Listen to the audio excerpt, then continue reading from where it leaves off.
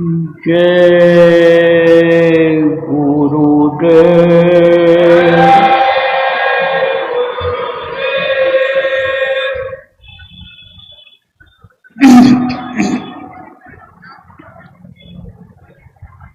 सर्वसमर्थ सर्वत्र अस्मरणीय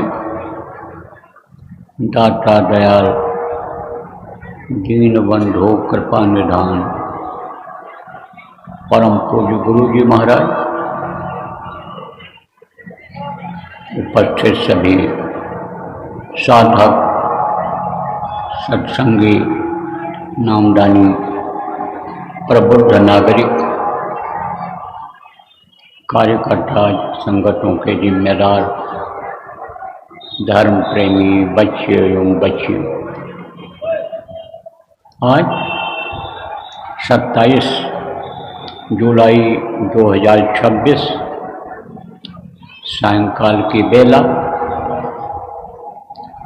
राजस्थान राज्य की राजधानी जयपुर में इस ठिकरिया स्थान पर आप लोगों के दर्शन का अवसर सत्संग के माध्यम से मिला, मेरा अहोभाग्य है। आपके भी संस्कार जगे, आपके अंदर भी धार्मिक भावना थी, आप संत महात्माओं को मानते, देवी देवताओं को मानते थे, आप कुछ न कुछ धार्मिक ग्रंथों को पढ़ते सुनते रहे, धार्मिक घर में जन्म लिया तो आपके भी संस्कार बने और संस्कार जगे। कहते हैं ना, बड़े भाग्य पायु सत्संगा। जब सत्संग जगता है, जब संस्कार जगता है तो संस्कार से ही भाग्य बनता है।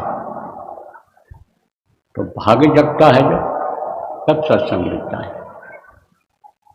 लेकिन सत्संग कहते किसको है? सत्संग किसको कहत हैं?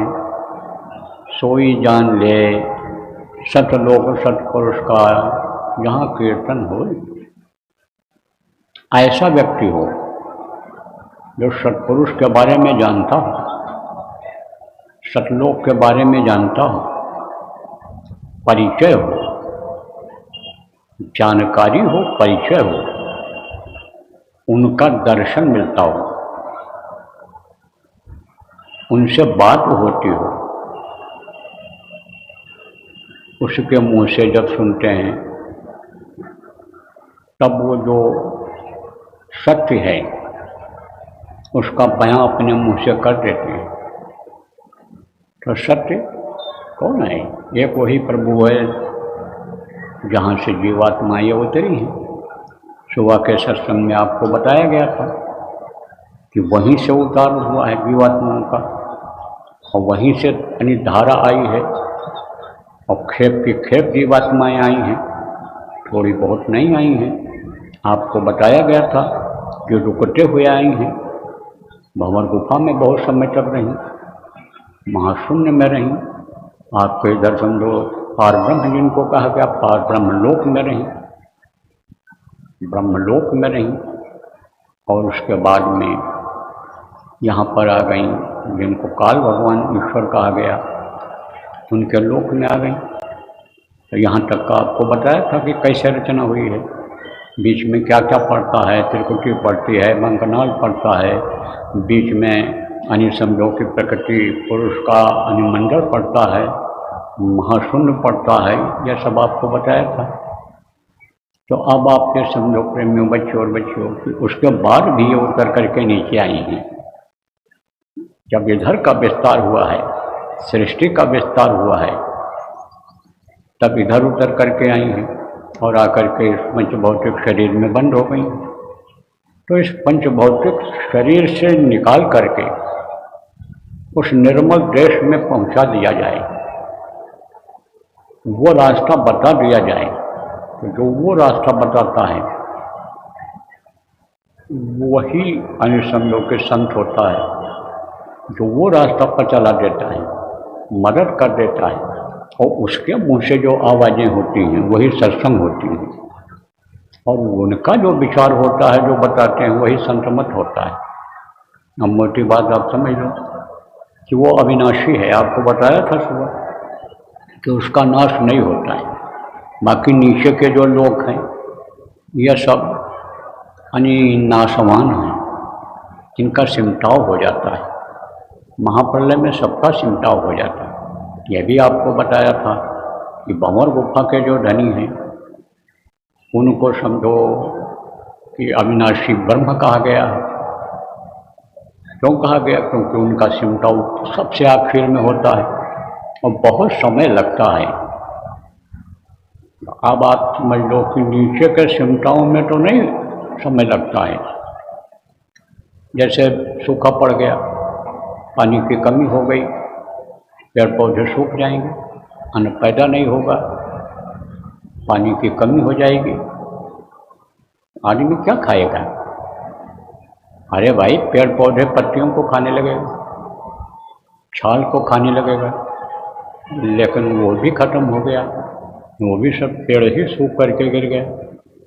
जल की ज़रूरत पड़ती है आदमी को, जल नहीं मिल रहा है, कुछ खाने को नहीं मिल रहा है, तब ये शरीर चलेगा? अरे भाई, इन्हीं तत्वों से बनी हुई चीज़ों को जब खाता है तब ये शरीर चलता है, तो वो सारी चीज़ें मिलेंगी नहीं। कब होता है? महाप्रलय में। तो ये तो सिमटाव जल्दी हो जाता है, लेकिन ऊपर के सिमटाव जो होते हैं उसमें बहुत समय लगता है।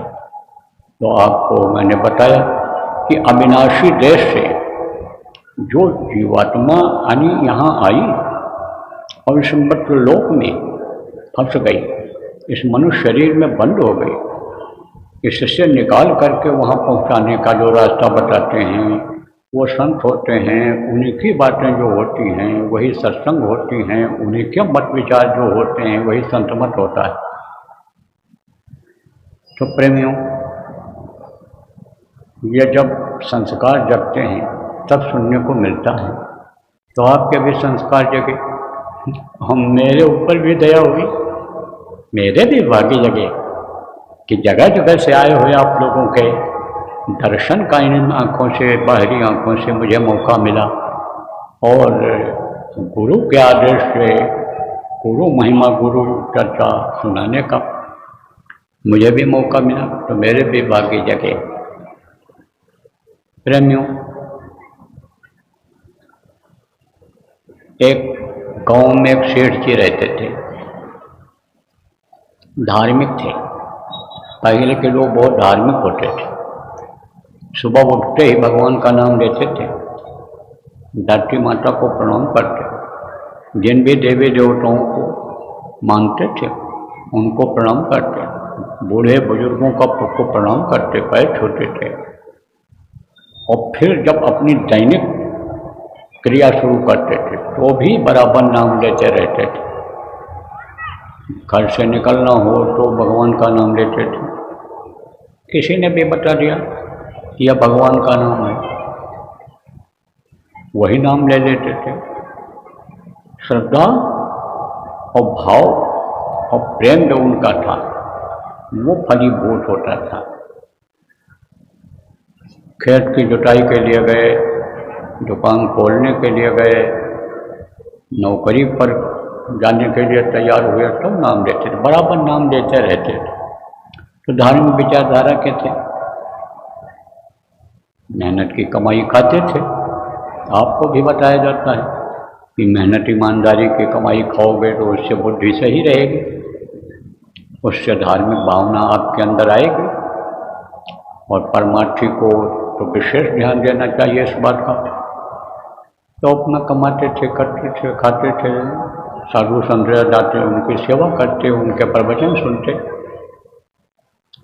लेकिन उम्र होती है, क्योंकि इसी धरती पर थे, इस धरती का विधान है, नियम है कि जो पेड़ फलता है वो झड़ता है, और जो आग जलती है वो बुझती है, और जो पैदा होता है वो मरता है।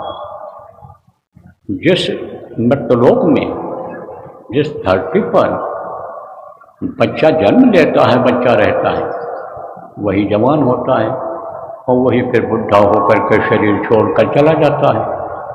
कारण क्या है? यह सांसों की पूंजी गिन करके खर्च करने के लिए मिली है, जैसे ही खर्च हो जाती है उसको शरीर छोड़ना पड़ता है। पहले के समय में देखो, जब बाल पकने लगते थे, झुर्रियाँ जब बदन पर पड़ने लगती थी, हाथ पैर आँख कान कमज़ोर होने लगते थे, तब गृहस्थ लोग भी भजन भाव भक्ति में ही लग जाते थे, बच्चों को जिम्मेदारी दे करके। तो कारोबार था उनका, करते थे। लेकिन जब बुढ़ापा आई तब सोचे कि भाई ये चीज़ें तो हमारे साथ जाने वाली नहीं हैं। जो हमने बचाया है, जो भी धन बचाया है, ये तो साथ जाने वाला नहीं है, ये तो सब यहीं छोड़ करके जाना पड़ेगा। जो कुछ भी हमने दान पुण्य किया या जो भी हम अन्य सेवा किए, मनुष्य की या भगवान की जो भी हम कर पाए वो मैंने किया, यही कर्म मेरे साथ जाएंगे, बाकी तो यहीं सब कुछ छूट जाएगा। तो सोचा कि भाई बच्चे के लिए भी कुछ छोड़ दिया जाए, लिख पढ़ दिया जाए। जैसे लोग बच्चों को जिम्मेदारी दे करके जंगल चले जाते थे, गृहस्थ लोग तीर्थ स्थानों पर चले जाते थे, झोपड़ी बना करके और वहाँ तपस्या करते थे, पूजा पाठ योग साधना करते थे, ऐसे ही। तो उसने एक देवालय बनवाया, मंदिर, और धन रख दिया मंदिर के सहारे, और ताम्रपत्र लिखा। ताम्रपत्र किसको कहते हैं? तांबा का पत्तल। पहले कागज नहीं था, ये न ये स्याही थी और न यह पेन था, तो उस वक्त पर भी लोग लिखते थे। तो जो ज़्यादा समय तक चलने वाली चीज़ें होती थी, आगे काम आने वाली चीज़ें होती थी, उसको तो लोग ताम्रपत्र पर ही लिखते थे, खुदाई करा देते थे उसकी। और जो ऐसी चीज़ें होती थी कि जिनकी ज़रूरत ज़्यादा नहीं पड़नी है, तो उसको किस पर लिखते थे? भोजपत्र पर। भोजपत्र किसको कहते हैं? पेड़ की छाल को छील लेते थे और छील करके उसको पतला कर देते थे। तो उस पर किससे लिखते थे? कुछ पेड़ ऐसे होते हैं कि जिनका जो दूध होता है, निकलता है उसमें, वो रंगीन होता है, तो लाल रंग ज़्यादा होता है। लाल रंग के पेड़ होते हैं जो कीमती होते हैं, उनको काटोगे तो उसमें से जो दूध निकलेगा वो लाल रंग का ही होगा। जैसे ये मनुष्य शरीर को लोगों ने क्या बताया? कहते हैं ना, मूले ब्रह्मा त्वचे विष्णु शाखा रुद्र महेश्वरा पत्ते पत्ते देवानाम वृक्ष राजा नमस्ते। कहते हैं इसको एक वृक्ष बताया है। उत्पादन कौन करता है? सृष्टि के उत्पादन का, सृष्टि बढ़ाने का काम कौन करता है? मूले यानी ब्रह्मा। यह काम ब्रह्मा को सौंपा गया। कल सुबह आपको बता दूंगा सृष्टि की रचना में ही कि कैसे कैसे देवी देवताओं की रचना हुई, अंडपिंड ब्रह्मांड की रचना कैसे हुई। कल गुरु महाराज की दया रहेगी तो सुबह के सत्संग में आपको बता दिया जाएगा। तब जो बोला जाएगा वो चीज़ आपके समझ में जल्दी आ जाएगी। तो मूले ब्रह्मा त्वचे विष्णु, जो परवरिश करता है, खिलाता है, आप ये समझो वो अन्य समझो।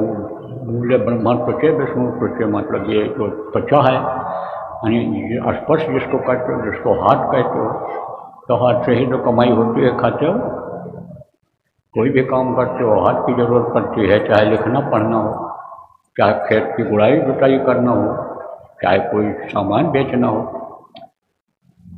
मूले ब्रह्मा त्वचे विष्णु शाखा रुद्र महेश्वरा, ये जो समझो कि हाथ पैर और ये सब हैं, यह श्रृंगार का भी काम करते हैं। दोनों काम होता है इसी हाथ से पैर से। अच्छे काम के लिए भी आदमी जाता है और पैर से चल करके बुरा कर्म भी करने चला जाता है तो संहार का काम वो करते।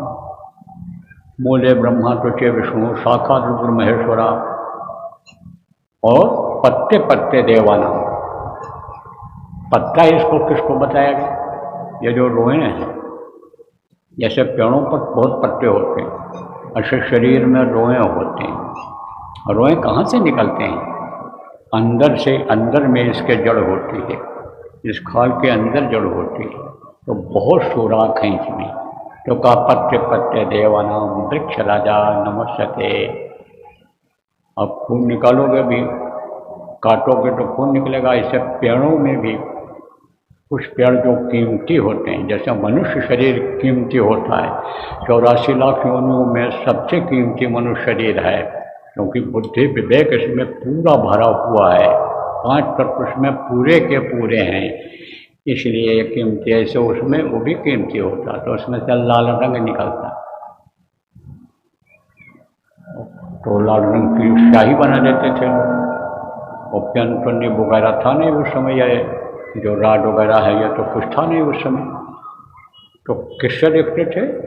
ये जो डालें होती हैं पतली, जैसे मान लो अनार की डंठल है या और कोई डंठल है, उसको तोड़ लिया और कूट दिया, तो उससे जैसे आप ब्रश बना लेते हो लकड़ी का, गीली लकड़ी का, इसी तरह से वो कलम बन जाती थी। काट करके ऐसे उसमें डुबो करके लिख देते, तो ताम्रपत्र पर लिखते थे या भोजपत्र पर लिखते थे पहले के समय में। तो उसने कहा लड़के से कि देख, अगर तू मेहनत नहीं करेगा और आलस्य करेगा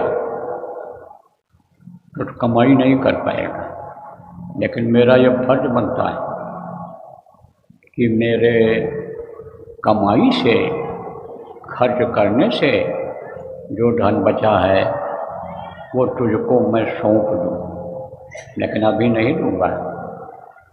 जब मैं दुनिया संसार से चला जाऊँगा तब तुम धन को निकाल लेना।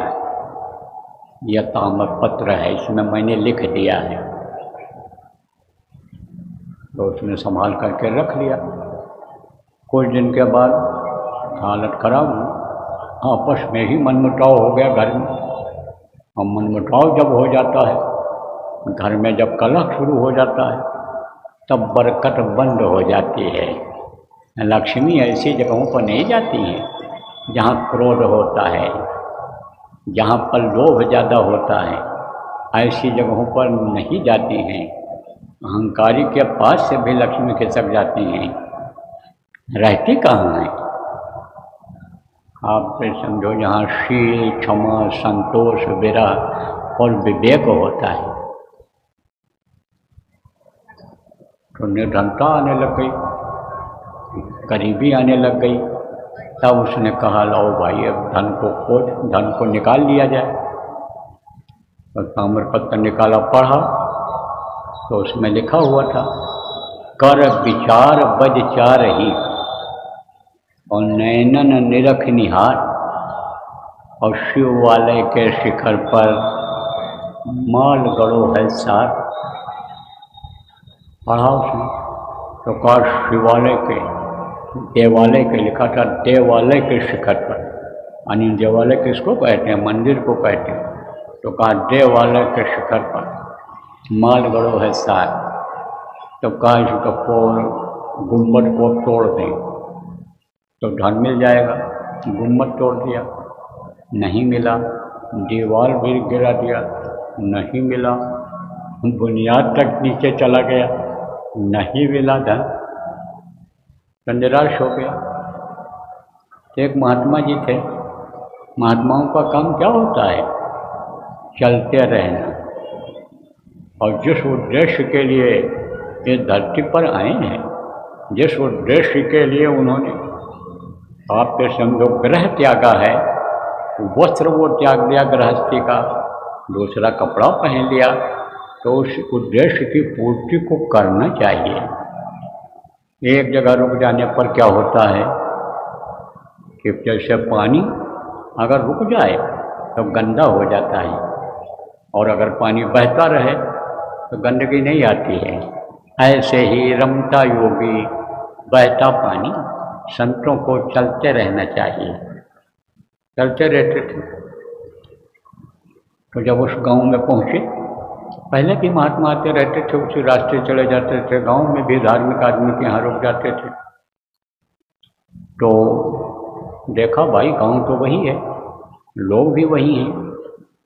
पूछा भाई यहाँ एक देवालय था, मंदिर बना हुआ था, तो वो तो नहीं दिखाई पड़ रहा। बोले वो ढह गया। अरे भाई रहने लायक तो नहीं था, गिरने लायक तो नहीं था, कैसे गिर गया?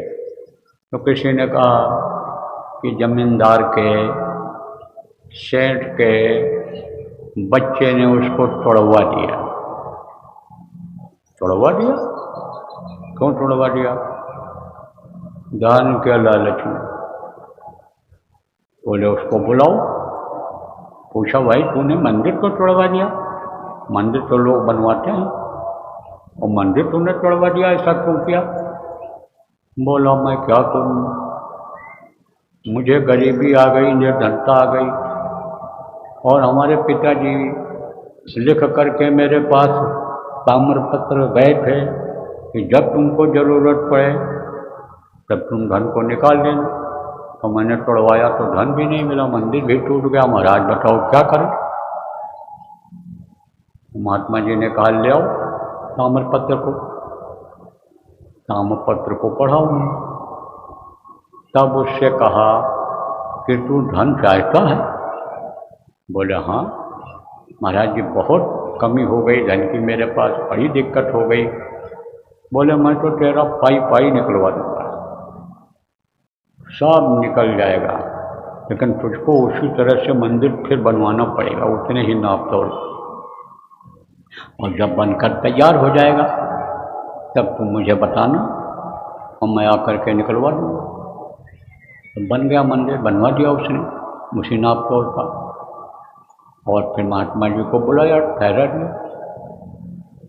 जब 4 बजा तब उन्होंने कहा चलो पुरवा दें मंदिर को, मंदिर चलो धन को पहले दिलवा दें, पुरवा दें। तो गए, मंदिर की परछाई जहाँ पड़ रही थी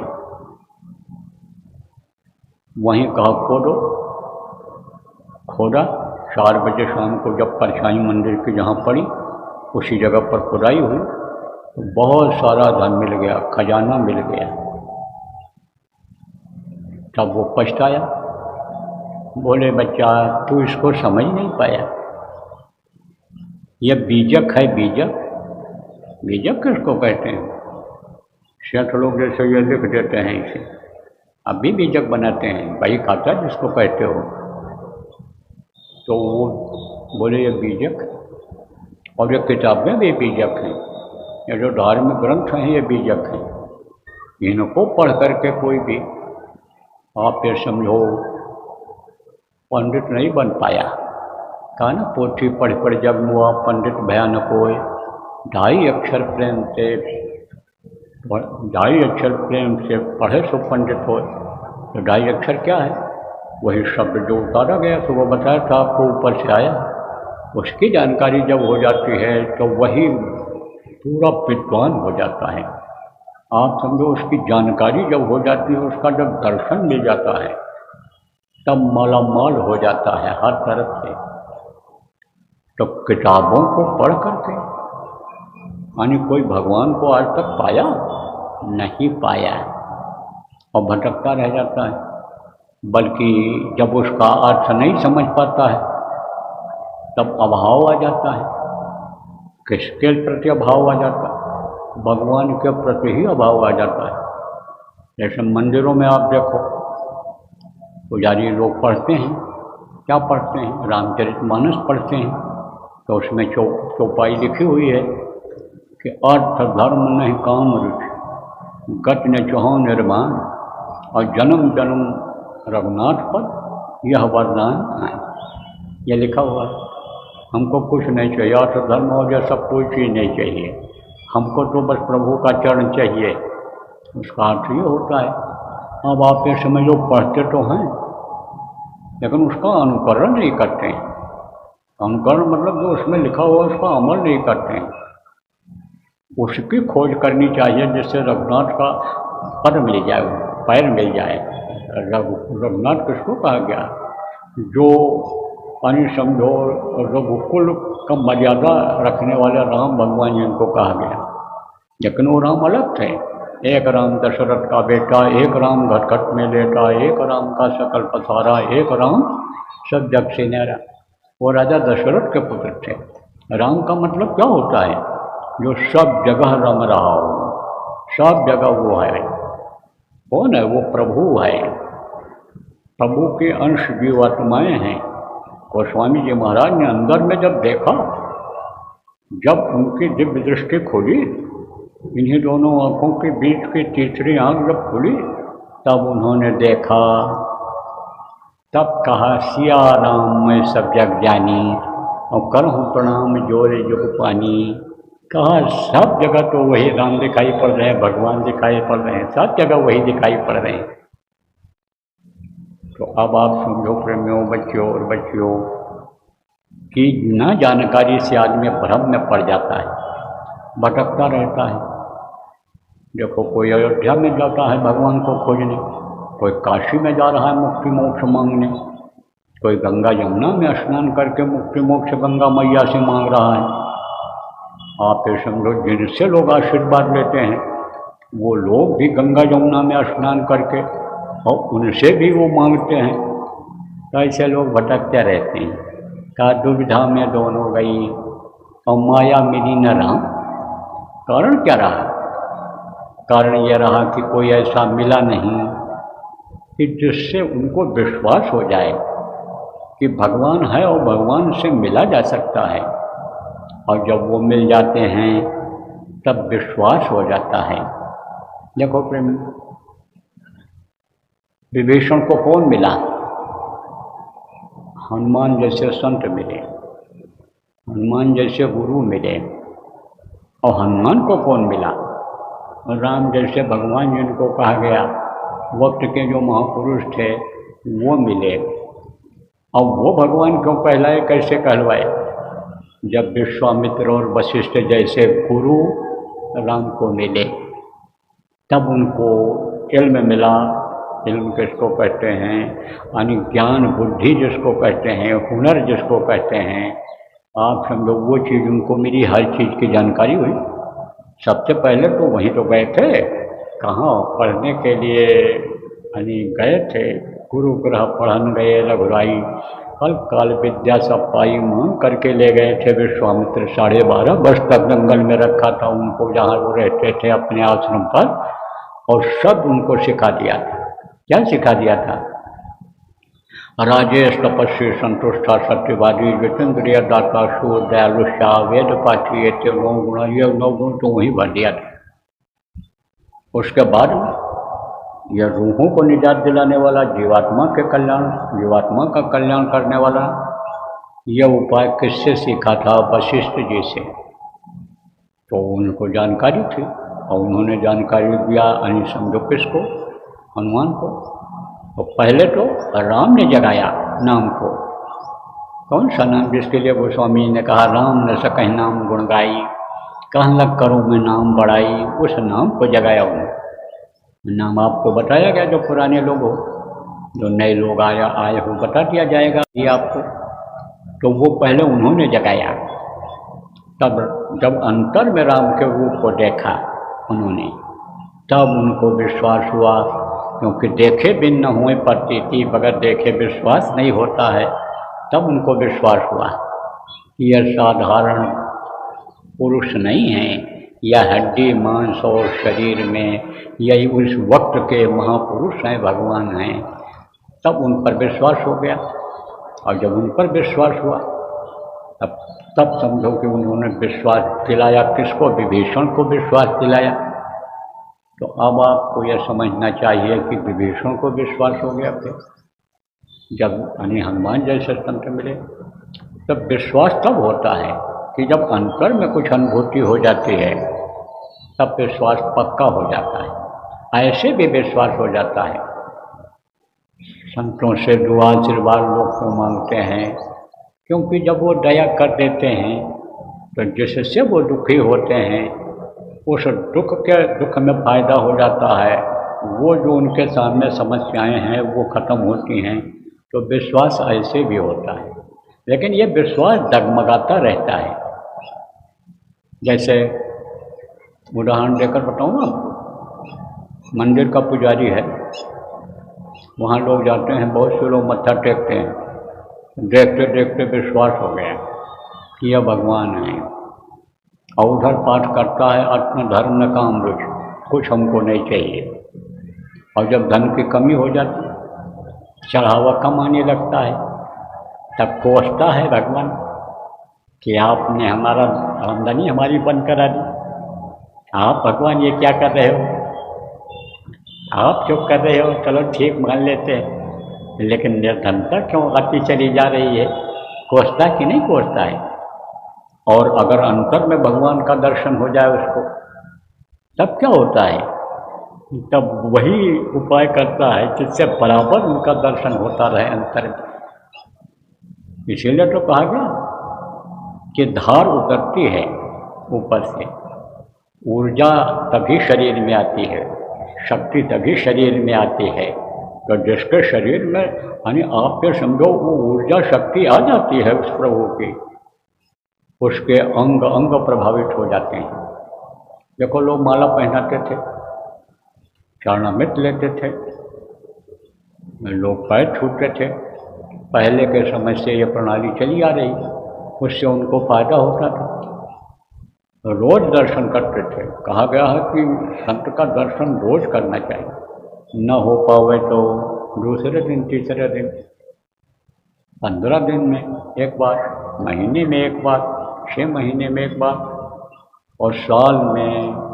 ये उस समय की बात है कि जब पैदल चल कर के दूर दूर लोग जाते थे तब की बात है, वो जरूरी था।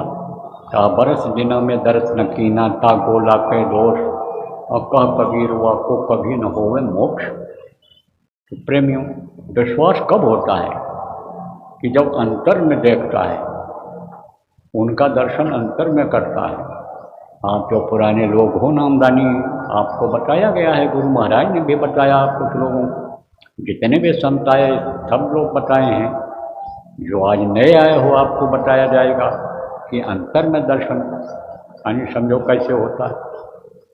तो अंतर का दर्शन होगा कैसे, जब कोई कराने वाला, उपाय बताने वाला मिलेगा तब तो कौन बताता है, जिनको गुरु कहते हैं वो बताते हैं।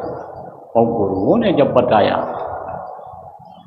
और अंदर में जब लोगों को दर्शन हुआ, तभी तुम लोगों ने कहा, मीरा ने कहा, घट घट मेरा साइयाँ सुनी सेज न कोय, और बलिहारी हुआ घट का जागट प्रगट होए। उन्होंने कहा कोई सुनी सेज नहीं, आपके अंदर वो मलिक निवास कर रहा है। आप ये समझो, कबीर साहब ने भी कहा कि संध्या तर्पण न करूँ, गंगा कबू न नहाऊँ, और हर हीरा अंतर बसे वाहिक नीचे छाऊँ।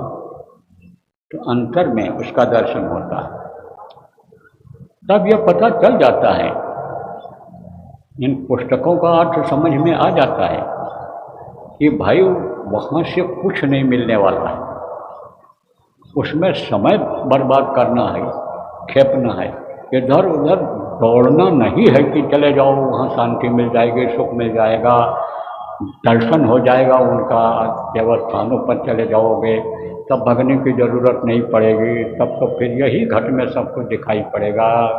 घट में गंगा, घट में यमुना, घट में तिरजनहारा है, इसी घट में ही सब कुछ दिखाई पड़ेगा, मिलेगा। तो कैसे होगा ये? ताम्रपत्र जैसे उसके समझ में नहीं आया, महात्मा ने समझा दिया। ऐसे ही जब कोई समझाने वाला मिलेगा तो उसी को गुरु कहते हैं। यही कारण रहा कि जितने भी महापुरुष हुए सब लोगों ने गुरु किया, राम ने भी गुरु किया, कृष्ण ने भी गुरु किया। और कृष्ण ने देखो स्पष्ट लिख दिया, गीता में लिखा हुआ है, स्पष्ट कह दिया उन्होंने। कब की बात है? जब महाभारत खत्म हो गया और कृष्ण के जाने का समय हुआ, तब कृष्ण ने कहा मुझे जाना है, हमारा काम पूरा हो गया। तो पांडव उनके साथ हमेशा रहते थे। पांडव ने कहा महाराज मुझे भी लेते चलो, मुझे छोड़कर मत जाना। बोले मैं तुमको नहीं ले जा सकता हूँ, तुमको किसी त्रिकालदर्शी की खोज करनी पड़ेगी, वक्त गुरु संत गुरु की खोज करनी पड़ेगी और उनसे रास्ता लेकर के तुमको योग साधना करना पड़ेगा, सूरत को शब्द के साथ जोड़ना पड़ेगा, तब तुम मेरे धाम या अपने धाम अपने घर पहुंच सकते हो। पांडव ने कहा महाराज सारी जिंदगी तो मैंने आपके साथ गुजार दी और इसी उम्मीद में रहा कि जब आप चलेंगे हमको लेते चलेंगे, और अब बुढ़ापे में आप जवाब दे रहे हो, उम्मीदों पर हमारे पानी फेर रहे हो। अब बुढ़ापे में हम कहाँ संत खोज पाएंगे, सदगुरु खोज पाएंगे, और कैसे योग साधना हो पाएगी? मेरे ऊपर दया करो। साफ साफ बोले, ये औपचारिक शक्तियों में जीवों को पार करने की शक्ति नहीं होती है, तो संत सदगुरु में ही होती है।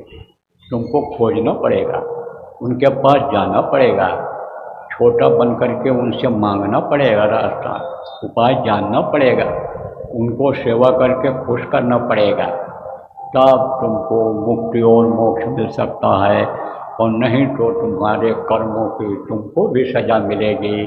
हर किसी को कर्मों की सज़ा मिलती है, ऐसा कर्मों का विधान बन गया है। यही चीज़ लिखी हुई है इसमें, गीता के 4ठे स्कंद में 34वें श्लोक में यही चीज़ लिखी हुई है।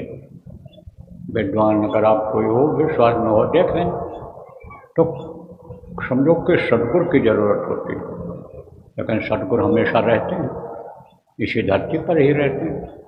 जब अत्याचार पापाचार दुराचार कम होता है, एक जगह बैठ करके संभाल करते हैं, और जब यही चीज़ें बढ़ जाती हैं, दुख तकलीफ बढ़ जाती है, तो जा करके लोगों को समझाते बताते हैं और दुख तकलीफ से निकलने का और इस जीवात्मा को अपने घर पहुंचाने का, इस मृत लोक से और नीचे के इन लोगों से यानी मुक्ति दिलाने का उपाय बताते हैं। अभी कुछ समय पहले ये जिनकी तस्वीर लगी हुई है, ये देखो, ये हमारे गुरु महाराज थे। उन्होंने बहुत लोगों को बताया, बहुत लोगों को उपाय बताया, और उपाय ही नहीं बताया, रास्ता ही नहीं बताया, और रास्ते पर पूरी जिम्मेदारी के साथ चलाया और मदद किया, क्योंकि रास्ते में मदद की ज़रूरत होती है। आप समझो यहाँ तो मदद की इंसान को ज़रूरत है ही, लेकिन जब शरीर छोड़ करके ये आत्मा जाती है या साधना में शरीर को भूला जाता है जब, और ये शरीर से निकलती है, जब जड़ और चेतन की गांठ अंदर बंधी हुई है, आपको इन्हीं सत्संगों में बताऊंगा कि कहाँ बंधी है, कैसे आकर बंध गई, किसने बांध दिया। उससे जब निकलती है, आप ये समझो जब तीसरा दिल खाली होता है, पिंडी 10वां द्वार से जब बाहर निकलती है, ऊपर जाती है, तो ऊपर भी बड़ी दिक्कतें बाधाएँ हैं। बाधा कौन डालता है?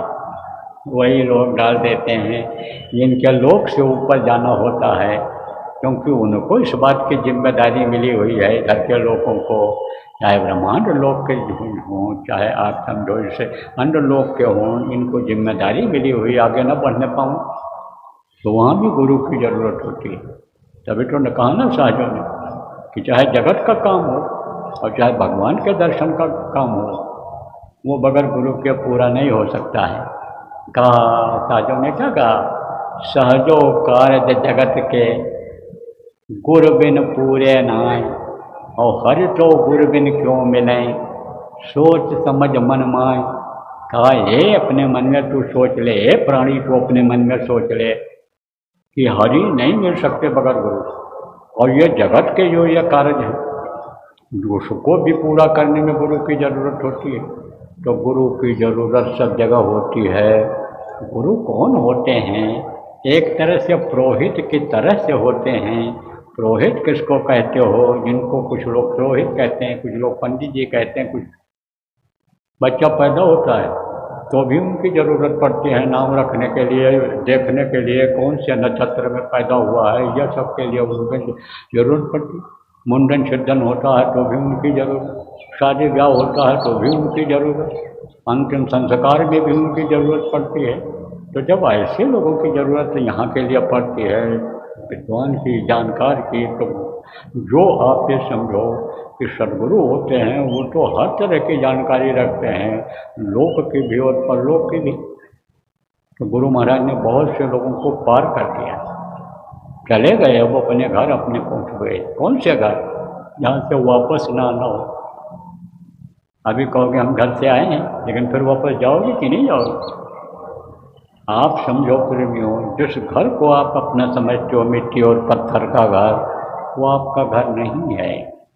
बहुत से लोग किराए पर रहते हैं, रंगाई पुताई और ये सब बराबर करते हैं, अपने घर जैसी हिफाजत, और कहने लगते हैं मेरा घर मुझे जाना है, ये मेरा घर है, जिसमें रहते हैं उसको अपना घर कहते हैं, लेकिन वो घर उनका है नहीं है।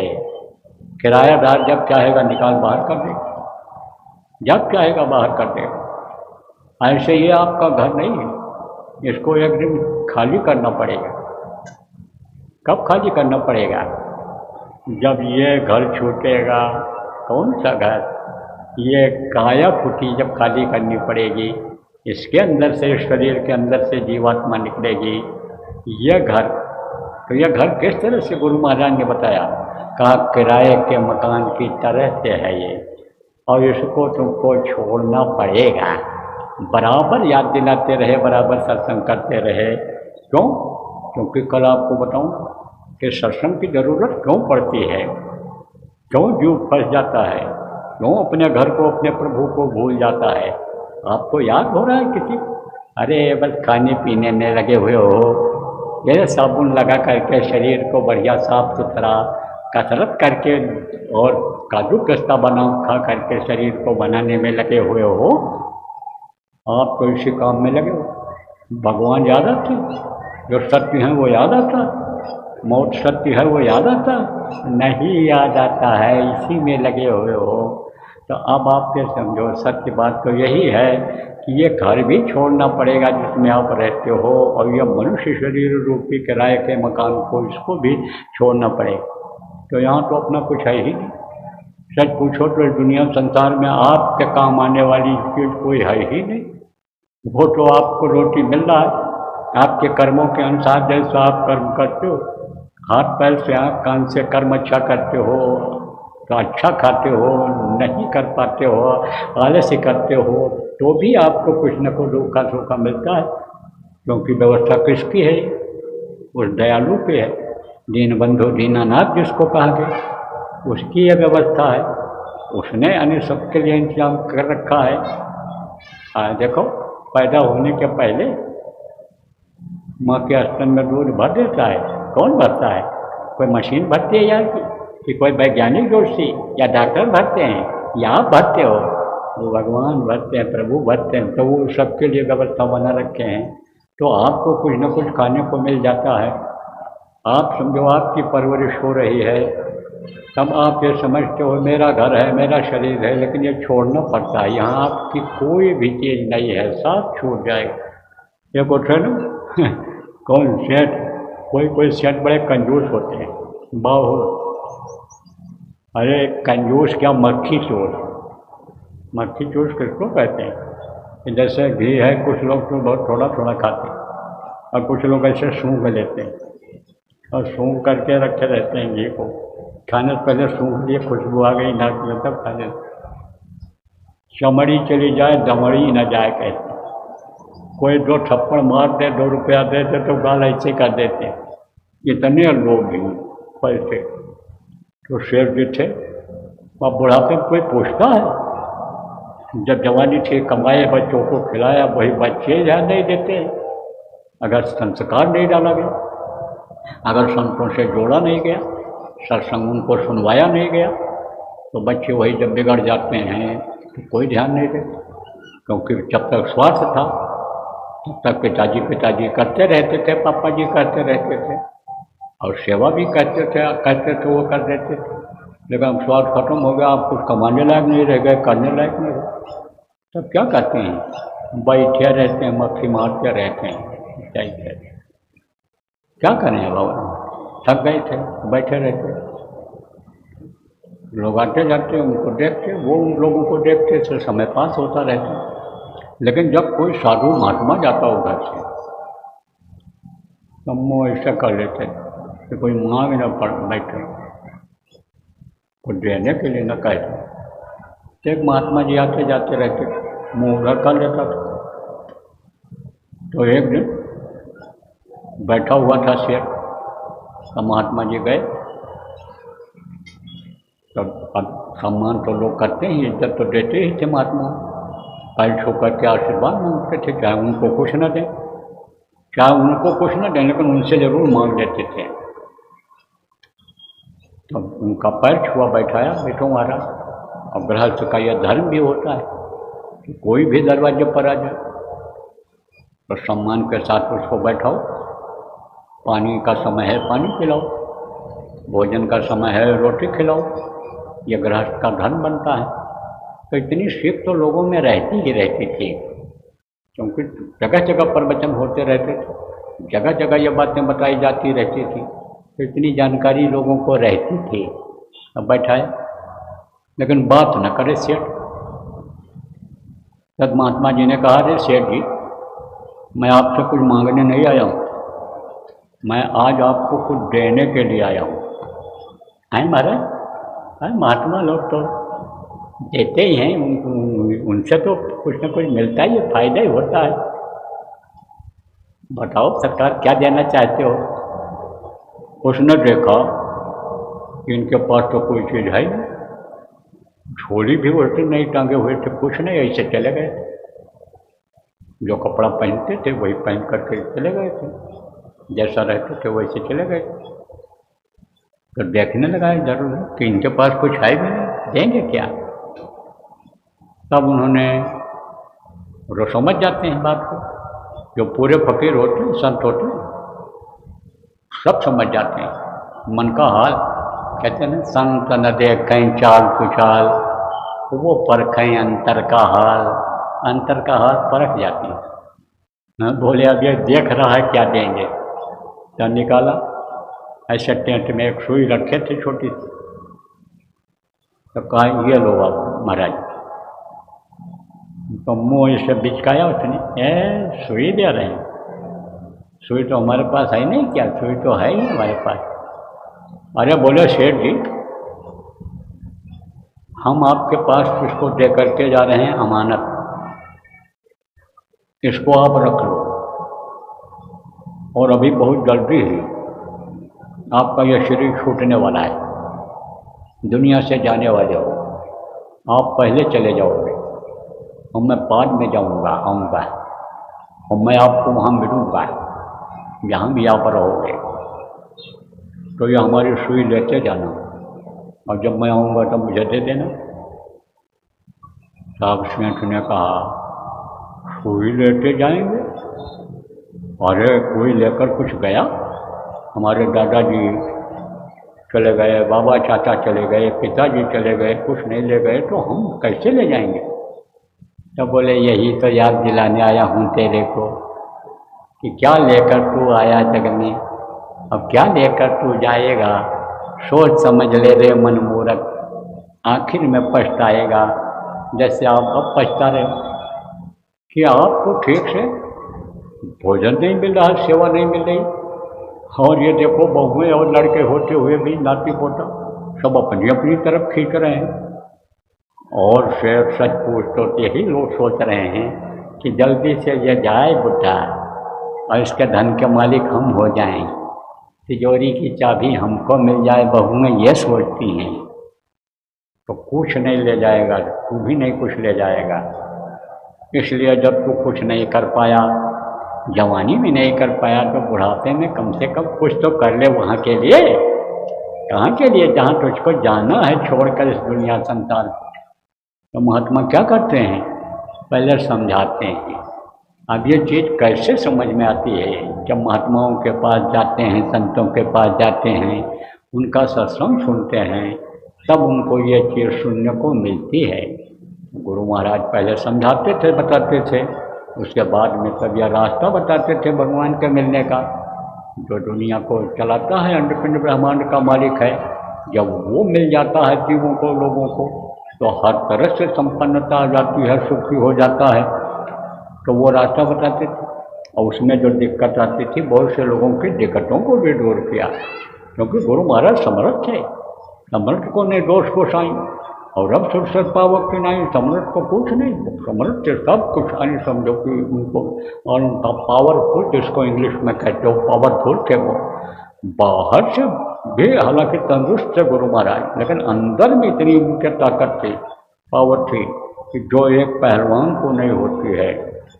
आप ये समझो, यही दक्षिणी बाबा जो कहलाते थे, कौन, हाथरस में जो रहते थे, आप ये समझो, जिनको तुलसी साहब कह करके लोगों ने पुकारा, साहिब कहते थे जिनको लोग, कोई दक्षिणी बाबा कहता था, क्योंकि पूना से वो आए थे, पूना के राजकुमार थे। लेकिन उन्होंने पहला काम अपना यही किया कि अपनी आत्मा को जगा करके उस प्रभु को पा लिया। तो वो किताबों को भी लिखे थे, जो उनको दिखाई सुनाई पड़ा, जो उन्होंने अंदर में देखा, उसको भी लिखा था। घट रामायण लिखा, घट माने अंदर में। रामचरितमानस लिखा किसने, गोस्वामी जी ने। यानी मानस में, अंतर में जो राम का चरित्र हो रहा है, गोस्वामी महाराज ने लिखा, और उन्होंने घट रामायण लिखा। आप ये समझो कि जो घट में देखा, अंदर में देखा, इसके लिए अभी बताया, घट में गंगा, घट में जमुना, घट में तीर्थ जनहारा। जिस घट को घर बताया किसने, नानक साहब ने, गुरु घर में घर दिखलाओ है, जो सबक 5 बतलाओ, तो उनके शरीर में ताकत इतनी आ गई कि जो एक शब्दावली है कि हूँ विदेह पर देह धराऊँ, शरीर में हूँ लेकिन मैं विदेह हूँ। राजा जनक को विदेह ही क्यों कहलाया गया, क्योंकि रहते थे मनुष्य शरीर में ही, लेकिन उनकी आत्मा ऊपरी लोकों में निकल जाती थी। तो शरीर तो विदेह रहता था, लेकिन अंदर में वो जो धारण करते थे रूप को, वो रूप अलग ही था।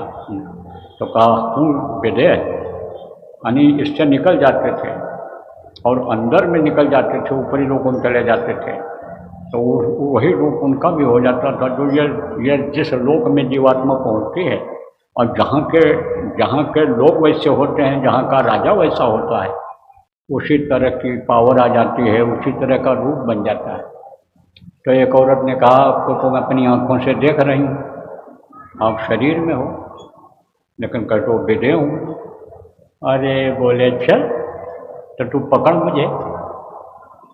अब औरत आगे ऐसे बढ़ती जाए, पकड़ने के लिए दौड़ती जाए, अब जितने फासले पर वो खड़े थे, उतना ही फासला बराबर बना रहा उतना फासला, और थक गई वो, दौड़ते दौड़ते हाँफ गई, आँख से आंसू निकलने लगा। तब उन्होंने कहा, माया की दासी, तू मुझे पकड़ पाई? तूने क्या समझा संतों को, संतों की महिमा को तूने क्या समझा?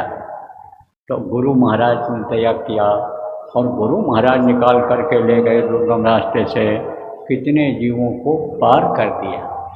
अब वो इस दुख के संसार में, मृत्युलोक में दुख झेलने के लिए, जैसे आप बहुत से लोग दुख झेल रहे हो, आने वाले नहीं, वो कहाँ पहुँच गए, निज घर पहुँच गए, और उस घर से कोई उनको निकाल नहीं सकता है।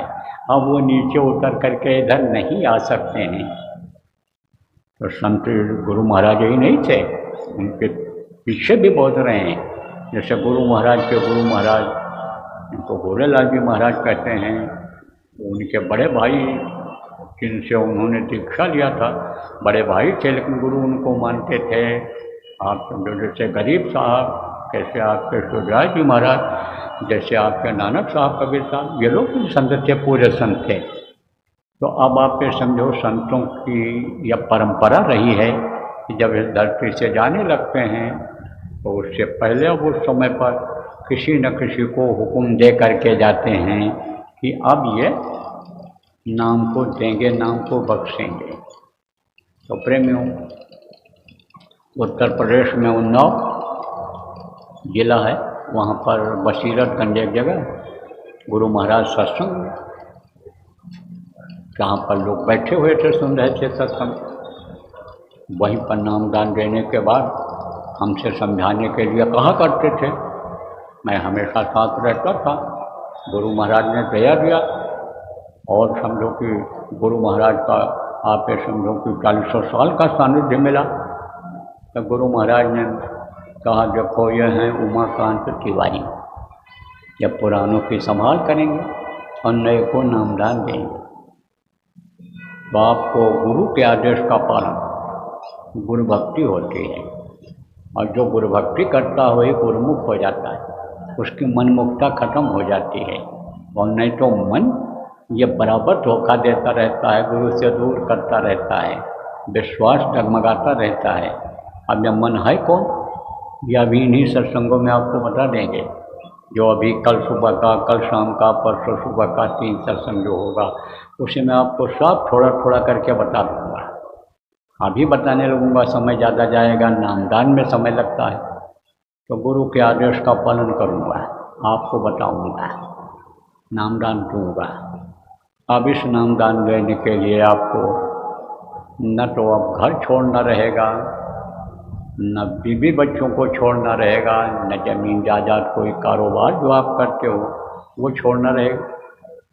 कोई भी कारोबार आप जो करते हो जिसमें जीवों की हत्या नहीं होती, क्योंकि जीवों की हत्या करना बहुत बड़ा पाप माना जाता है, तो जीवों की हत्या जिसमें नहीं होती है, कोई भी बिजनेस व्यापार आप करते हो, मेहनत और ईमानदारी से जब आप करोगे तो उसी में आपको बरकत दिखाई पड़ जाएगी, उसी में बढ़ोतरी दिखाई पड़ जाएगी। देखो बरकत बहुत बड़ी चीज़ होती है। आदमी बहुत कमाता है, पूरा नहीं पड़ता है, और बरकत जब मिल जाती है तो थोड़ा कमाता है, ज़्यादा बच जाता है, खर्चा भी चल जाता है। पहले बरकत लोगों का कदम चूमती थी, बरकत बहुत मिलती थी, खूब बरकत मिलती थी, लक्ष्मी खूब खुश रहती थी। देखो एक कमाता था 10 खाते थे, अब सब कमाते हैं तो भी नहीं पूरा पड़ता है। कारण क्या है? शराब की आदत बन गई, मांस खाने की आदत बन गई, अंडा खाने की आदत बन गई, मछली खाने की आदत बन गई, तो बुद्धि खराब कर देती है और गलत ढंग से लक्ष्मी को लोग खर्च करने लग जाते हैं। लक्ष्मी किसको मानते हो? रुपया पैसा को कहते हो ये लक्ष्मी हैं, और ऐसा मस्तक पर आप चढ़ाते हो, जब रुपया मिलता है कोई देता है आपको, मस्तक पर लगाते हो कि ये लक्ष्मी हैं, संभाल करके उनको रखते हो ये लक्ष्मी हैं। तो अब आप ये समझो उस लक्ष्मी की बेकदरी हो जाती है। जहाँ बदबू आती है, जहाँ जीव हत्या हुई है, जहाँ मांस बिकता है, मांस खरीदने के लिए जब लेकर चले जाते हैं और वहीं पर डाल देते हैं, तो लक्ष्मी की बेकदरी हो जाती है, तब वो खुश नहीं होती है। कोई चुरा करके ले आया लक्ष्मी को, डकैती करके ले आया, ठग करके ले आया, और फिर आप ये समझो कि लक्ष्मी को ले गया शराब की दुकान पर दे दिया, वहाँ जहाँ बदबू आती रहती है, जहाँ लोग पी करके मस्ताना हो करके गलत से गलत काम कर डालते हैं, ऐसी जगहों पर डाल करके आता है, तो लक्ष्मी रुकती हैं? नहीं रुकती हैं, इधर आती हैं, उधर चली जाती हैं। बहुत चोरी डकैती ठगी करते हैं, लेकिन बचता नहीं है। ठगी करने वाले को ठग ही मिल जाते हैं। जैसे कहा गया है ना, जैसे को तैसा मिले, मिले कीच में कीच, पानी में पानी मिले, जैसे को जैसा मिले तैसा मिले, पानी में पानी मिले और मिले कीच में कीच, जैसे कीचड़ में कीच मिल जाता है, ऐसे आप फिर समझो कि पानी में पानी मिल जाता है। पानी बह के जा रहा है, पानी जहाँ उधर चला जाएगा, मिल जाएगा। ऐसे ही नीच को नीच मिल जाते हैं, जैसे को तैसा मिले, मिले नीच को नीच, और पानी में पानी मिले, मिले कीच में कीच, तो ऐसे उनको भी मिल जाते हैं। नीच ठग करके लाया, ठग करके नीच ठग करके नहीं समझो गलत ढंग से लाया, और कोई दूसरा मिल गया उनका ठग लिया, उसी तरीके से उनसे ले लिया। पर रुकती नहीं है लक्ष्मी, लक्ष्मी की बेकदरी लोग करने लग गए, इसलिए बरकत हो गई बंद। बरकत बहुत ज़रूरी है।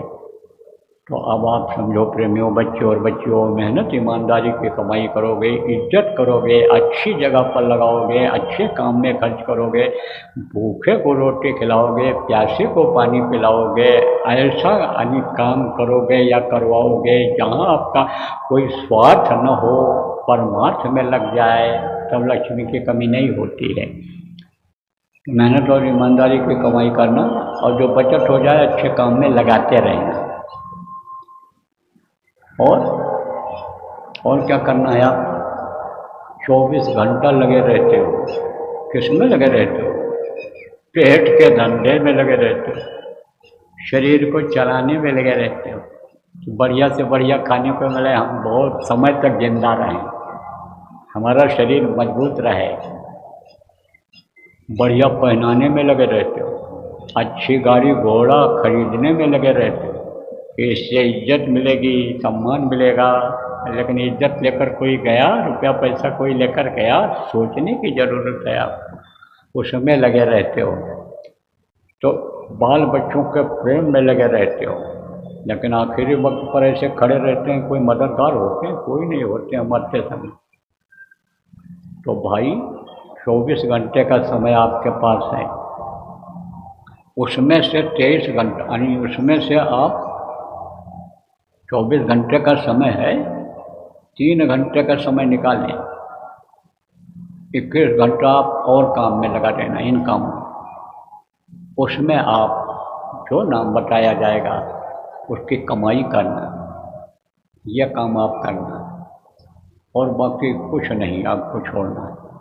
लेकिन ये जो गंदी चीज़ें हैं, कैसे गंदा है और किसके लिए ये बनाया गया, मांस मछली और ये सब चीज़ें, अंडा पंडा, ये किसके लिए बनाया गया?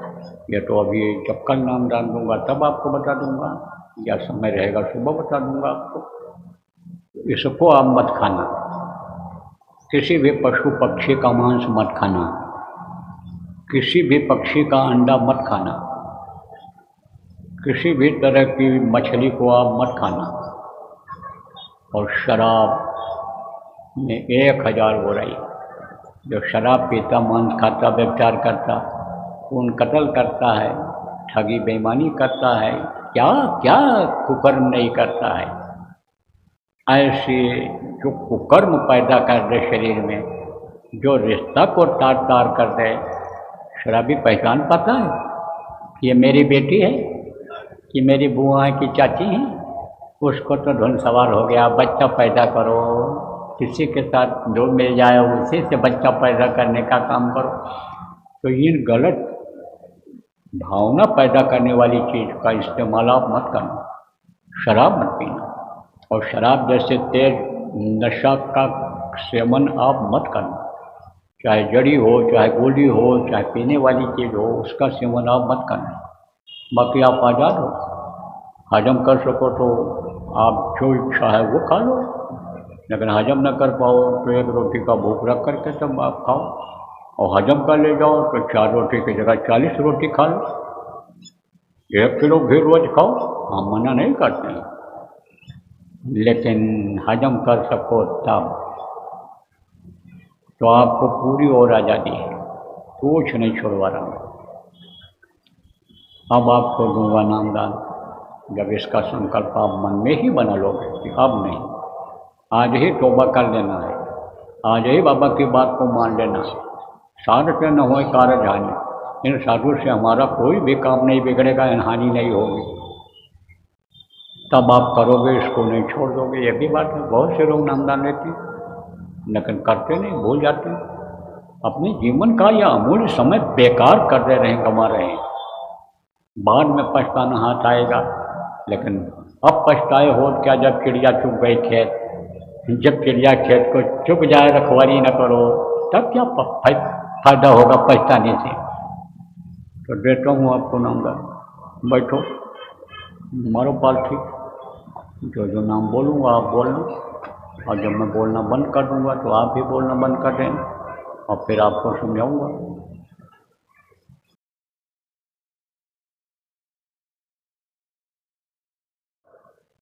तो देखो फिर साधना शिविर लगाई जा रही है, पहले भी लगाई गई है, लेकिन अब की बार यह साधना शिविर अलग होगी। ये 13 दिन की रहेगी और 8 जुलाई से चालू होगी। सुबह का समय आप ये समझो रहेगा, सुबह 7 से और 8 के बीच में ही शुरू किया जाएगा। जहाँ भी रहूँगा वहीं से चालू करा दूँगा। देश विदेश में सब लोग करेंगे। विदेशों के लिए थोड़ी सुविधा यह दी जाएगी कि जैसे मान लो बहुत रात है उनके यहाँ, तो जब सुबह उनके यहाँ होगा तब शुरू करा दूँगा। भारत में चाहे रात हो कोई दिक्कत नहीं, हमको शुरू करा दूँगा। ऑनलाइन भी शुरू कराना है करा दूँगा। तो विदेशों में भी चलेगा 13 दिन के साधना शिविर। अब विदेश के लोग तो एक जगह इकट्ठा कुछ देशों में नहीं हो पाएंगे, उनके लिए बड़ी व्यवहारिक कठिनाइयाँ हैं, लेकिन करना उनको भी है 13 दिन अपने घर पर ही रह करके करना। जो नहीं पहुंच पाओ साधना शिविर, वैसे आप ये देख लो कि अगर लग जाए, जहाँ संख्या ज़्यादा है वहाँ अगर लग जाए 13 दिन लगातार चल जाए तो बहुत अच्छी बात है। नहीं तो कम से कम यानी आप समझो सुबह 4 बजे से जब चालू होगा 10 बजे तक चलेगा, तो उसके बीच में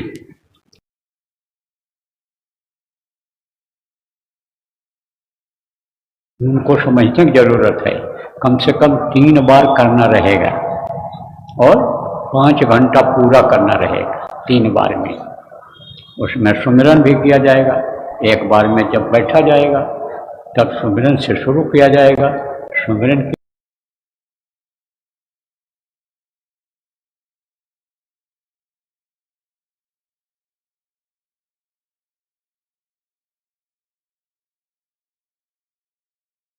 करने के बाद ये शुरू हो जाएगा और दिन भर चलेगा। कोई आप समझो कि बैठना चाहे सुबह 4 बजे से रात को 10 बजे तक, तो उसके लिए भी परमिशन है, आप बैठ सकते हो। तो 4 घंटा बैठ जाओ, 6 घंटा बैठ जाओ, 5 घंटा बैठ जाओ, 10 घंटा आप जितना बैठ सको बैठो, लेकिन जो कम बैठ सकते हो वो कम से कम 1 घंटा तो बैठो ही बैठो। 5 घंटा आपको कम से कम 5 बार बैठ करके पूरा करना रहेगा। और रात को जब 10 बज जाए तब आप एक आरती बोलो, थोड़ा बहुत प्रसाद चाहे रोज़ बना लो और चाहे बना के रख लो, थोड़ा बहुत बांट लो, वहीं पर अपना खा लो सब और फिर भोजन विश्राम करो। जिले में एक ही जगह लगेगा और 2 जगह अगर कोई लगाओगे तो आप मनमुख माने जाओगे। उन पर विश्वास मत करना सत्संग में। जो 2 जगह 3 जगह लगाएगा साधना शिविर, एक जगह पर लगेगा और वहीं पर आप पहुंच जाना सब लोग। और यह मत सोच लो कि घर के लिए आदेश हो गया तो अब हम वहाँ नहीं जाएंगे क्योंकि दूसरे लोग लगवा रहे हैं, हम दूसरे पक्ष के हैं। यह सब तिफरकेबाजी करो, ख़त्म। और जो तिफरकेबाजी करेगा समझ लो फिर उसकी खैर नहीं है, फिर वो संघर्ष से अलग ही किया जाएगा, बैठा ही दिया जाएगा। समझ लो कि घर पर ही रह करके फिर भजन करना रहेगा। यह चीज़ तो नहीं बंद की जा सकती है, न छीना जा सकता है, लेकिन फिर संगत का कोई काम नहीं लिया जाएगा। यह हम आपको आज बता दे रहे हैं शक्ति के साथ। खराब आपको भले लगे, इसलिए बाधा तो काम में डालना ही नहीं है। असीला काम जो यह है जिसको करने से ही बचत होगी, शरीर की भी बचत होगी।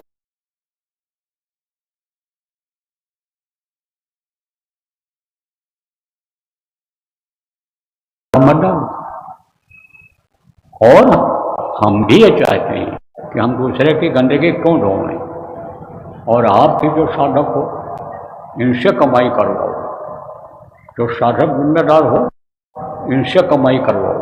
आप अपनी कमाई में से इनको क्यों दो? आपका खर्च हो जाएगा तो आप फिर क्या करोगे?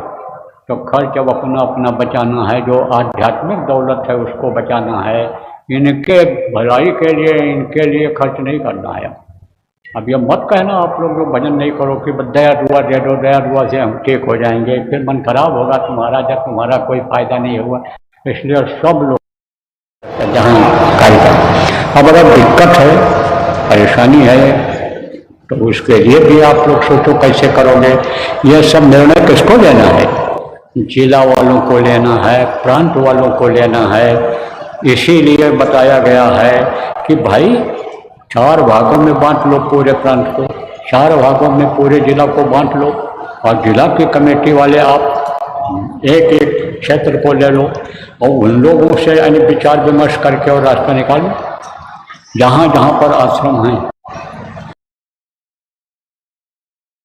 दिक्कत नहीं है तो, और नहीं तो आप कहीं भी लगा लो। कोई ज़रूरी नहीं है कि जिला का जहाँ मुख्यालय है वहीं लगाओ, दूसरी जगह भी लगा लो। जहाँ लोग शहर से आ जाएं, देहात से आ जाएं, कहीं से आ जाएं, उन्हें उनके रहने की, खाने की, पानी पेशाब की, नहाने धोने की जहाँ व्यवस्था हो जाए वहीं साधना शिविर आप लगा लो, आपस में राय मिला लो। जिन प्रांतों में प्रांतीय कमेटी नहीं है, अब बनाने के चक्कर में आप मत पड़ो। आप जिला वाले ही जब अभी तक काम देख रहे हो, संभाल रहे हो, तो आप लोग आपस में राय मिला के जिला वाले बना लो। जिस जिला में कमेटी नहीं है, जिले में नहीं है, तो वहाँ जोन के लोग देख रहे हैं, तो जोन के लोग मिल करके आप जिला के जो सत्संगी हो, जोन के लोगों से मिल करके राय मिला करके आप अपनी योजना बना लो। ये एक अभियान है, एक अभियान है, ये अभियान चलेगा और फायदा इसी से होगा।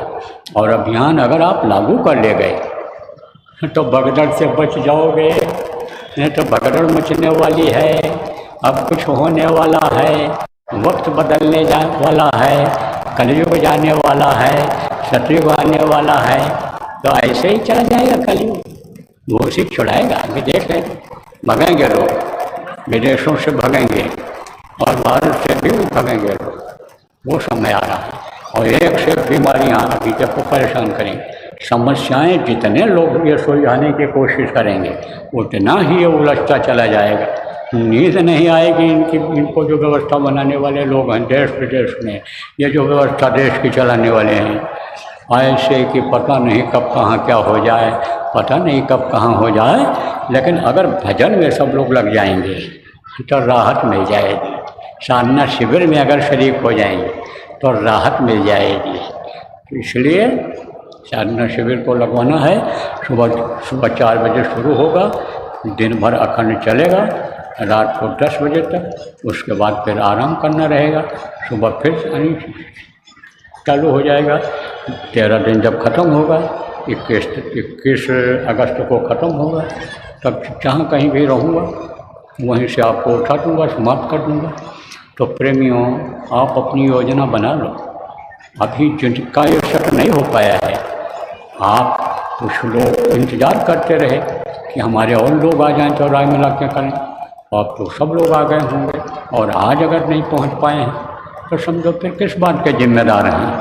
परिस्थिति बस कोई कहीं फंस गया हो, फ़ोन से बात कर लो या आ जाएंगे जब इक्का दुक्का कोई होगा बता देना, भाई सर्वसम्मति से ये फैसला कर लिया गया है, ऐसा करना रहेगा, तो राजी हो जाएगा वो भी। तो सर्वसम्मति से आप लोग यानी ये व्यवस्था बना लो और हमको भी संतुष्टि हो जाए कि हाँ व्यवस्था प्रेमियों ने बना लिया है और ये करेंगे, लोगों को कराएंगे, तब हमको भी विश्वास हो जाएगा आपके ऊपर। तब मैं समझ जाऊंगा कि ये छोटे से छोटा ही नहीं, बहुत बड़े से बड़ा काम कर सकते हैं, ये परिवर्तन ला सकते हैं, बदलाव ला सकते हैं, ये व्यवस्था को सही कर सकते हैं, ये कलयुग को हटा करके धरती पर सतयुग का नज़ारा दिखा सकते हैं।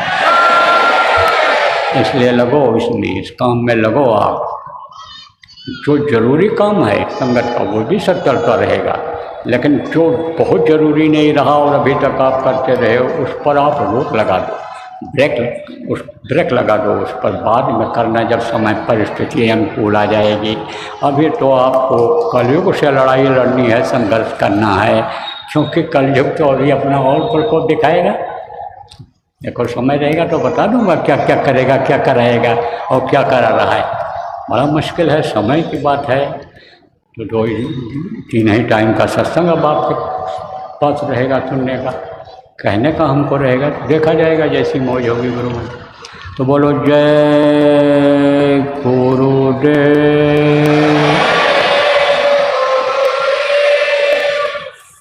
एक प्रार्थना मैं बोलूँगा और आप लोग दोहराइएगा और उसके बाद यह कार्यक्रम संपन्न हो जाएगा। देखो, जो एक बार मिल चुके हो मत खड़े हुआ करो बात, डंडा लोग रह जाएं, मौका पाओ तो खड़े हो जाओ, लेकिन नए लोगों को मौका दिया करो आप। तो अभी हम प्रार्थना बोलने के बाद उधर आएंगे बीच में आप। तो अब तो मैं अपना जहाँ बैठूँगा वो गाड़ी का कांच खोलने वाला नहीं हूँ, क्योंकि मना करने के बावजूद भी हमारे ऊपर आप फेंक देते हो और हमको लग जाता है, आज भी लग गया। दिखावे का काम नहीं करते हैं ये संत मत, दिखावे का काम नहीं है कि महाराज जी के ऊपर ही जब फेंकेंगे तब देखेंगे कि हमको इन्होंने ये दिया, ये किया हमारा। अरे हम सब जानते हैं, जो दिखावे करते हैं आपको भरोसा नहीं होगा, लेकिन उनको भरोसा हो गया है कि जो मुट्ठी बांध करके ऐसे झोली में डाल देते हैं और जितना देते हैं उसका कई गुना उनके वो पास आ जाता है, उनको विश्वास हो गया है। इसलिए यह सब मोटी मोटी बातें भी अब आप लोगों को, जो जिम्मेदार लोग हो, तहसीलों के, ब्लॉकों के, जिला के, ये बताते रहना है, समझाते रहना है लोगों को। तो आपको जो कुछ देना लेना होगा झोली में डाल दें। हमारी गाड़ी के पीछे झोली लिए हुए बैठे रहते हैं लोग, कोई सर सामान है आपके पास देना लेना, उनको आप दे देना, पहुँचेगा ये कहीं जगह। कहते हैं ना, सिर्फ बारिश पूरे छत पर होती है और गिरता कहाँ है, एक जगह जहाँ समझो कि पानी का निकास होता है वहाँ गिरता है। तो ऐसे ही समझ लो आप। तो बोलो जय गुरुदेव। मेहर के नजारा करो मेरी,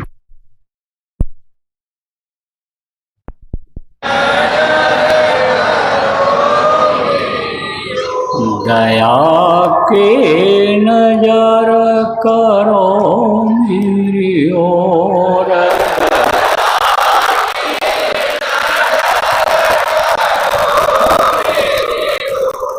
निष्ठिन तुम्हें निहारो सतगुरु।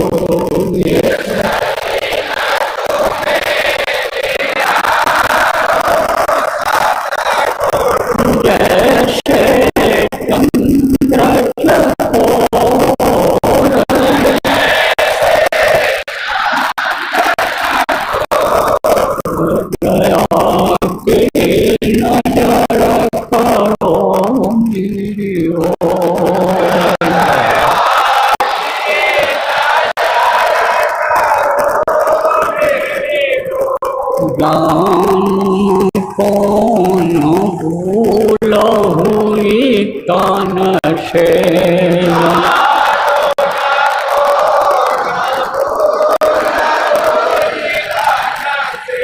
लियो हमसे मुख मोर,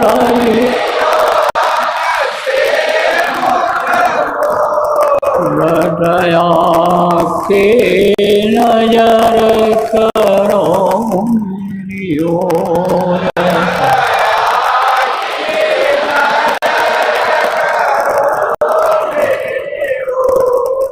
दया के नजर करो मेरी ओर,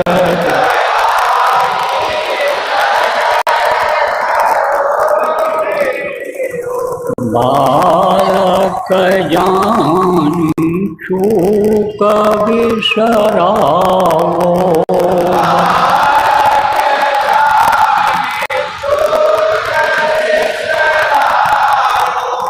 आया शरण अब मैं चोर,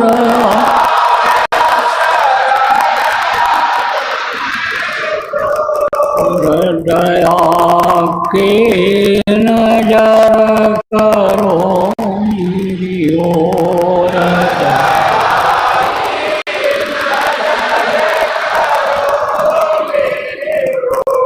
सदा दयालु स्वभाव तुम्हारा, सदा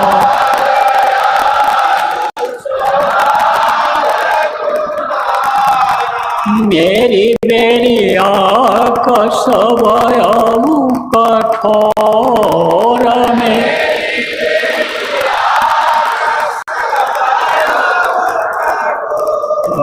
दया के नजर करो मेरी ओर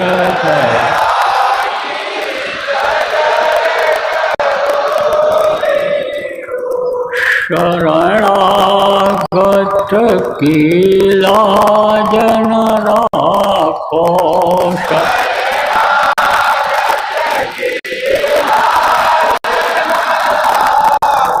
मोशो पतित अब जाए कहीं और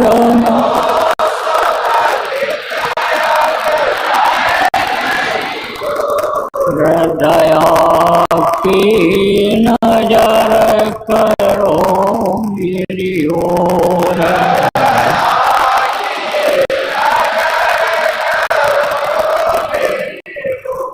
अब के बार उबार ले जो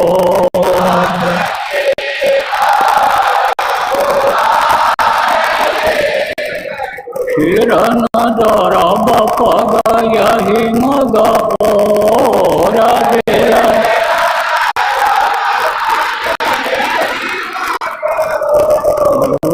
दया के नजर करो मेरी ओर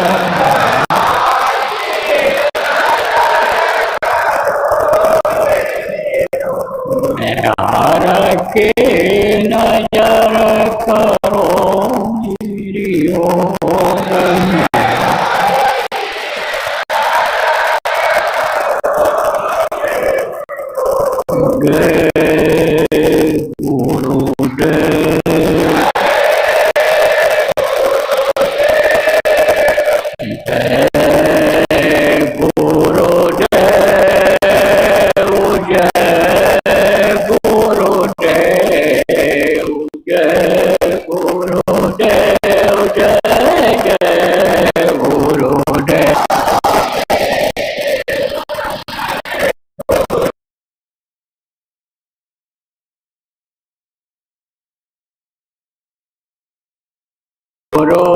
गुरुदेव जय गुरुदेव जय गुरुदेव जय जय गुरुदेव